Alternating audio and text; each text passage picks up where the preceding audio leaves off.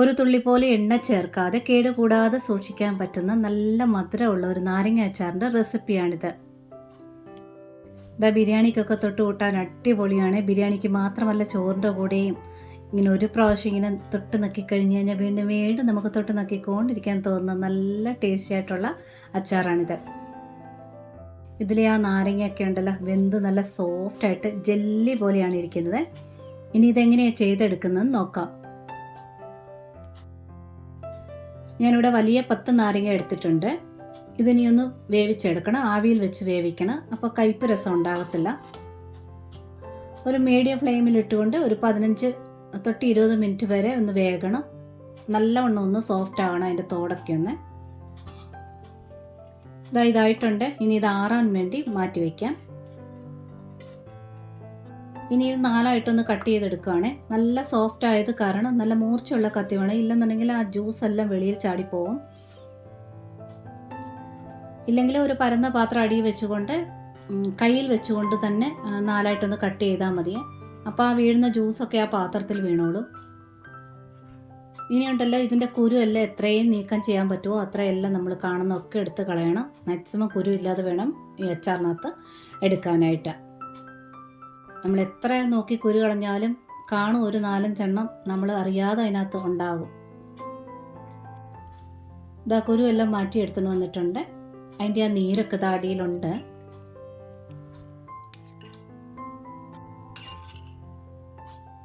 ഇനി ഇതിലോട്ട് കുറച്ച് മഞ്ഞൾപ്പൊടി ചേർക്കാം.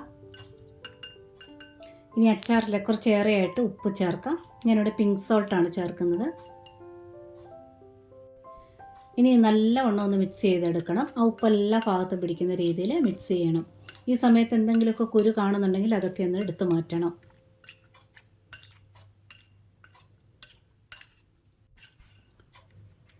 ഇങ്ങനെ മിക്സ് ചെയ്യുമ്പോൾ അതിൻ്റെ കുറച്ചുകൂടിയൊക്കെ ജ്യൂസൊക്കെ വെളിയിൽ വരും. അതൊന്നും സാരമില്ല, നന്നായിട്ട് മിക്സ് ചെയ്തെടുക്കുക. ഇനി ഇതൊരു കുറഞ്ഞത് ഒരു 5 ദിവസത്തേന് ഞാനിത് മൂടി വയ്ക്കുകയാണ്. 5 ഇല്ല 10 ദിവസം വരെയൊക്കെ വെക്കാം. ഈ നാരങ്ങയുടെ തോടൊക്കെ നല്ലവണ്ണം സോഫ്റ്റ് ആകണം. ഞാനിതൊരു ബോട്ടിലോട്ട് മാറ്റി വെച്ചിട്ടുണ്ടായിരുന്നു. ഇത് 5 ദിവസം കഴിഞ്ഞ് 6ാമത്തെ ദിവസമാണ്. അതിൻ്റെ തോടെല്ലാം നല്ല സോഫ്റ്റായിട്ട് തന്നെ ഇരിക്കണം. എന്നാൽ മാത്രമേ ഈ അച്ചാറിന് ടേസ്റ്റ് ഉണ്ടാകത്തുള്ളൂ. ഇങ്ങനെ 5 ദിവസത്തേന് ബോട്ടിലോട്ട് മാറ്റി വയ്ക്കുമ്പോൾ ഇടയ്ക്കിടയ്ക്ക് ആ ബോട്ടിലൊന്ന് കുലുക്കി കൊടുത്തിരിക്കണം. എന്തായാലും കുറഞ്ഞ ഒരു 5 ദിവസമെങ്കിലും വെച്ചിരിക്കണം. ഇനി ഇതിന് വേണ്ടി ഒരു മസാല പൊടിച്ചെടുക്കാനായിട്ടുണ്ട്. 1/2 സ്പൂൺ പെരിഞ്ചീരകം, ചെറിയ 2 കഷ്ണം പട്ട, ഒരു 3 ഗ്രാമ്പു ഇത്ര എടുത്തിട്ടുണ്ട്. ഇതൊന്ന് പൊടിച്ച് വയ്ക്കാം. എത്രയും പൊടിയാവുന്നോ അത്രയും നല്ലവണ്ണം ഒന്ന് പൊടിച്ച് വയ്ക്കുക. ഇനി ഒരു വേറൊരു പാത്രം അടുപ്പിൽ വെച്ചിട്ടുണ്ട്. ഇനി 1/2 കപ്പാണ് ശർക്കര ചേർക്കുന്നത്. ചീകി എടുത്ത ശർക്കര ആയത് കാരണം കല്ലും കട്ടയൊക്കെ കാണും. അതൊന്ന് അരിച്ചെടുക്കാനായിട്ട് കുറച്ച് വെള്ളം ചേർത്ത് ഒന്ന് മെൽറ്റാക്കി എടുക്കുകയാണ്. കുറച്ച് വെള്ളം എന്ന് വെച്ചാൽ ആ കപ്പിന് തന്നെ ഒരു 1/4 കപ്പ് വെള്ളം ഒഴിച്ചിട്ടുണ്ടായിരുന്നു. അത് അരിച്ചെടുത്തുകൊണ്ട് വന്നിട്ടുണ്ട്. ഇനി ഇതിലോട്ട് അതേ 1/2 കപ്പിൻ്റെ ഒരു 1.5 കപ്പ് പഞ്ചസാരയാണ് ചേർക്കേണ്ടത്. നമ്മൾ കേക്കിനൊക്കെ മൈദ എടുക്കുന്ന 1/2 കപ്പ് ഉണ്ടല്ലോ, ആ കപ്പാണിത്. അതിന് 1.5 കപ്പ് പഞ്ചസാര കൂടെ ചേർത്തിട്ടുണ്ട്. വീണ്ടും അതിനകത്തോട്ട് ഒരു 1/4 കപ്പ്, ആ കപ്പിന് തന്നെ ഒരു 1/4 കപ്പ് വെള്ളം കൂടെ ചേർത്തിട്ട് നല്ലവണ്ണം ഒന്ന് പഞ്ചസാര അലിയിട്ട് ഇളക്കി കൊടുക്കാം. ഇനി ഇതായത് നല്ലവണ്ണം ഒന്ന് വെട്ടി തിളയ്ക്കാൻ തുടങ്ങിയിട്ടുണ്ട്. ഇനി ഇതിലോട്ട് മുളക് പൊടിയാണ് ചേർക്കുന്നത്. 1 സ്പൂൺ ഫുള്ളായിട്ട് ഞാൻ കാശ്മീരി മുളക് പൊടിയാണ് ചേർക്കുന്നത്. ഇതിനൊരല്പം എരിവൊക്കെ ഉണ്ട്. ഇനി ആ പൊടിച്ച് വെച്ചിരിക്കുന്ന മസാല ചേർക്കാം. ഇനി വറുത്ത് പൊടിച്ച ചെറിയ ജീരകം, അതിൻ്റെ പൊടി,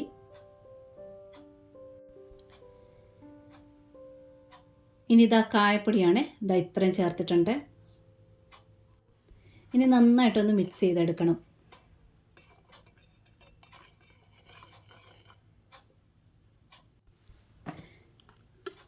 ഇനി നാരങ്ങ ചേർക്കാം. ഈ പിക്കിള് പഞ്ചസാര മാത്രം വെച്ച് ചെയ്തെടുക്കാനായിട്ട് പറ്റും. ആ ശർക്കര എടുത്ത അളവോടെ പഞ്ചസാര അങ്ങ് എടുത്താൽ മതി. പഞ്ചസാരയിൽ മാത്രമായിട്ട് ചെയ്യുകയാണെന്നുണ്ടെങ്കിൽ ലാസ്റ്റ് കാണാനും നല്ലൊരു ഗ്ലേസിങ് ആയിരിക്കും ഇതിന്. നല്ലവണ്ണം ഒന്ന് മിക്സ് ചെയ്തെടുക്കാം. നല്ലവണ്ണം ഇത് വെട്ടി തിളയ്ക്കാൻ തുടങ്ങുമ്പോഴത്തേന് തീ ഒരു മീഡിയം ഫ്ലെയിമിലോട്ട് മാറ്റിയിട്ട് ഒരു 4 മിനിറ്റോളം ഒന്ന് തിളയ്ക്കട്ടെ. എരിവ് ഇതിൻ്റെ പാകത്തിനുള്ള അളവാണ്. നല്ല എരിവ് വേണമെന്നുണ്ടെങ്കിൽ പകുതി കാശ്മീരി മുളക് പൊടിയും പകുതി എരിവുള്ള മുളക് പൊടിയും ചേർക്കുക. ഇനി ഇതിലോട്ട് കുരുമുളക് പൊടി ചേർക്കാം. നിങ്ങൾക്ക് എരിവിന് ആവശ്യമുള്ള ചേർക്കാം. ഒന്ന് മിക്സ് ചെയ്തെടുക്കാം. ഇനി ഇതിൽ 1/2 സ്പൂൺ കരിഞ്ജീരകമാണ് ഞാൻ ചേർക്കുന്നത്.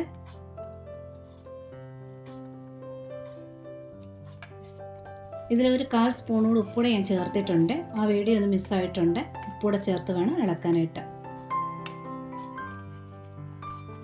ഇതെല്ലാം നല്ലവണ്ണം മിക്സ് ആയിട്ടുണ്ട്. ആ ഗ്രേവിയൊക്കെ കുറച്ചൊന്ന് തിക്കായി തുടങ്ങിയിട്ടുണ്ട്. ഇപ്പം നമ്മൾ ടേസ്റ്റ് ചെയ്ത് നോക്കുമ്പോൾ നാരങ്ങയ്ക്ക് എന്തെങ്കിലും കയ്പുണ്ടെങ്കിൽ തന്നെ അതൊരു 3-4 ദിവസം കഴിയുമ്പോഴത്തേനും അതും മാറി ആ നാരങ്ങയിൽ നല്ലവണ്ണം മധുരമൊക്കെ പിടിച്ചിരിക്കും.